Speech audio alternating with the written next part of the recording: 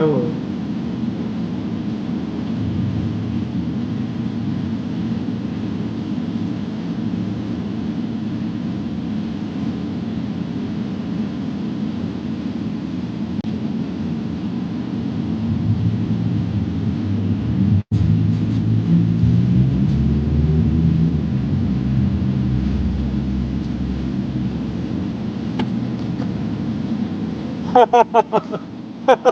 I like you, man.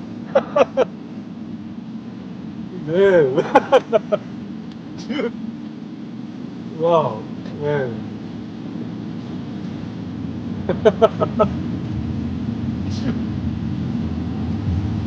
I think you're a genius.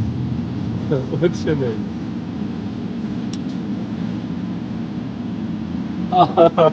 No, no, this is not Los Angeles. This is Las Vegas.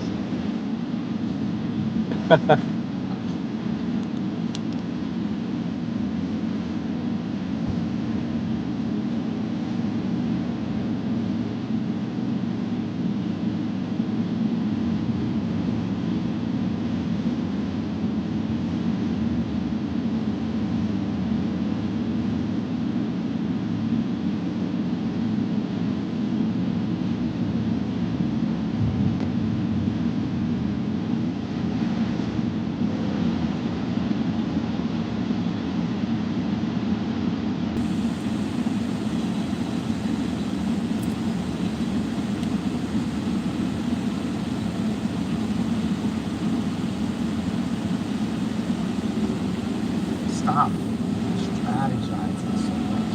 Stop setting so many plans. Stop doing things only based in fear. You learn a lot from doing things perfect. You learn a lot from things that could be considered a mess up or a screw up. Mistake. You say from a mistake, not an L, it's a lesson. Like, the universe will assist you when you are acting in love. I tweeted this thing where I said, when you're acting in love, you're like a drop of water and you have the ocean as your army. When you act in fear, it's just you and your money. Now, you can take your money and put it in Bitcoin, put a credit form, put it in cash, or all your cash, and then stand up to the ocean, and who's gonna win? Take all your extra time out, put it towards your craft. You know, you can't just go to the movies and play basketball and do all these different things and still focus on that. If you're trying to break through, you gotta focus. Like, that's all you do. Because anybody that's out there doing, they know how hard it is to actually do. And I'm like a motivation of the doers. It's like, you can actually physically do something yourself too, more than just praying. And we're so in this mentality that's all that needs to happen, but we ain't praying our way out of prison. We ain't praying our way out of the abortion clinics. We ain't praying our way to get our land back that was always ours after gentrification, after the Harlem Renaissance and Black Wall Street was burned to the ground. Them prayers ain't working. We have to apply actual physical building partnerships, and it don't start unless we could really be real with each other and say, this is what I did, this is what I did. But if everything I did failed, just the fact that I'm willing to fail is an inspiration. People are so scared to lose that they don't even try. And anyone that wants to sit around and talk, they're taking too much time talking about it instead of getting up off them and following their dreams, because I'm here to follow my dreams. Like, everybody gonna die eventually, but I'm gonna live my entire life with zero fear. Fear of a contract, fear of perception, fear of getting my black card denied.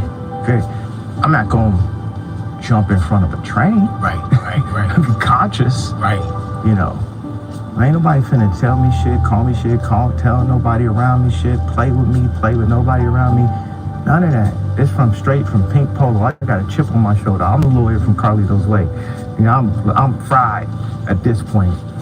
Every label, every contract, like any type of phone calls, we number one. I always feel like I could do anything. That's the main thing people are controlled by. Thoughts, their perception of themselves. They're slowed down by their perception of themselves. If you're taught you can't do anything, you won't do anything. I was taught I could do everything. And I'm Kanye West at age 36. So just watch the next 10 years. It ain't that I feel like a slave. We are mentally enslaved. We enslaved to brands. We enslaved to like a Benz symbol. We enslaved to chains. A woman is enslaved to the concept of diamonds are a girl's best friend. Like girls in London don't even wear engagement ring. That's all been programmed into us. When we born artists. We born free, and then we held down by society's perception of us. We just don't want to be embarrassed. And I took the opportunity to look as stupid as possible. I'm saying when I was in Chicago and watched The Throne, I was gonna change my outfit to some normal leather pants and stuff. And they tailored it. One was too tight. Then the next one ripped on me. And I felt like God was like, nah, man, you can't be scared in Chicago because there's a bunch of gangsters and that's where you grew up. I want you to wear that kilt in Chicago. I want you to release that fear. I want you to show as an artist that you could create to the highest level. Go listen to all my music. It's the codes of self-esteem. It's the codes of who you are. If you're a Kanye West fan, you're not a fan of me, you're a fan of yourself. You will believe in yourself. I'm just the espresso. I'm just a shot in the morning to get you going, to make you believe that you can overcome that situation that you're dealing with all the time. I express to people also. People think a lot of my motivation is very like megalomaniac and self-oriented. To the contrary, completely. I just want to help. From day one, I just wanted to help. Like my father was a Black Panther. My father was a journalist. Like 7 years ago, he lived in a homeless shelter. Not because he was homeless, because he wanted to help the ex-drug addicts. He wanted to get that close. He started a foundation called Good Water and moved to the Dominican Republic to help with the prostitution, to help with the extortion, to help. He stays in the Dominican Republic right now. My mom was the first Black female chair of the department. There is no award show. There's no amount of billboards. There's nothing that can define me or make me pass what my parents made me. And that's exactly who I am. I believe we're in the movie. I believe we're in the game. We're in like Grand Theft Auto. It's just too many things that align, and we can terraform. Started redesigning the world himself, like painting his own world. We have this opportunity to make life as fun as these second lives. But I wanted to take this step to say, we got this new thing called classism. It's racism's cousin. This is what we do to hold people back. This is what we do. And we got this other thing that's also been working for a long time where you don't have to be racist anymore. It's called self-hate. It works on itself. It's like real estate of racism, where just like that, when someone comes up and says something like, I am a god, everybody says, who does he think he is? I just told you who I thought I was, a god. I just told you, that's who I think I am. Would it have been better if I had a song that said, I am a nigga? Or if I had a song that said, I'm a gangster? Or if I had a song that said, I am a pimp? All those colors and patinas fit better on a person like me, right? But to say you are a god, especially when you got shipped over to the country that you're in and your last name is a slave owner's. How could you say that? How could you have that mentality?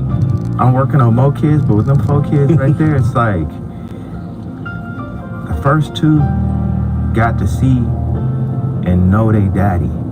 They got to know a Black person that wasn't only an employee. That dynamic is so, the effect that it has on the stage of a child's life between 5 and 12, to only see your color as an employee and never see your color, because you're taught the color in the school. They wouldn't even be known as about a color unless that was taught to you. So I will say color because it's taught. This is red, is this, everything. The effect that it has to not see a person of your color be able to make a final decision will make you feel that you're never able to make a final decision. Our family is just the key to the world, period.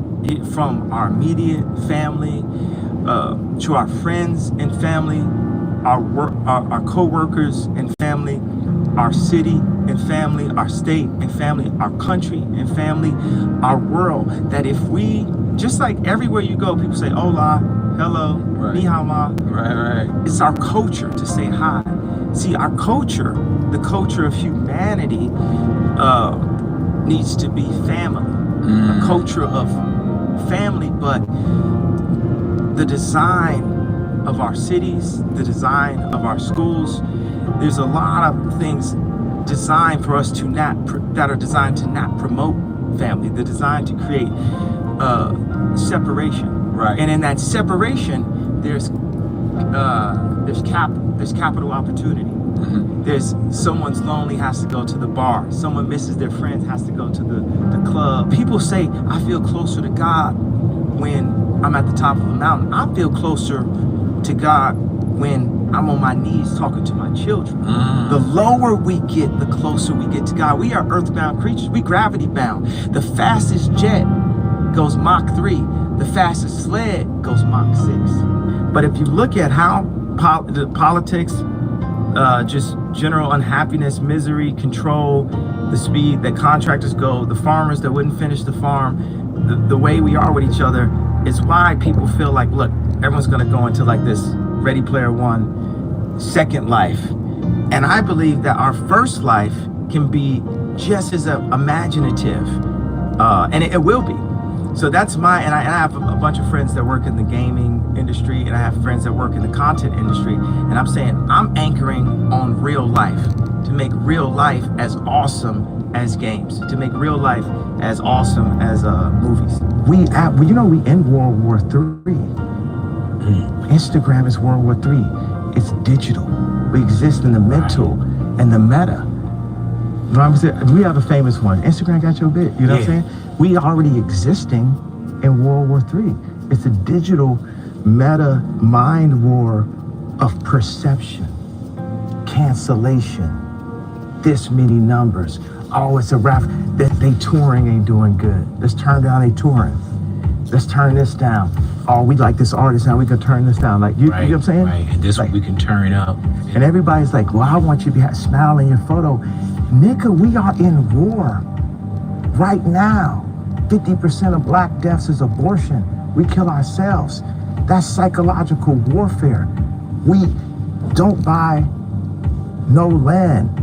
We doped out, we fried out. Everything that we promote is about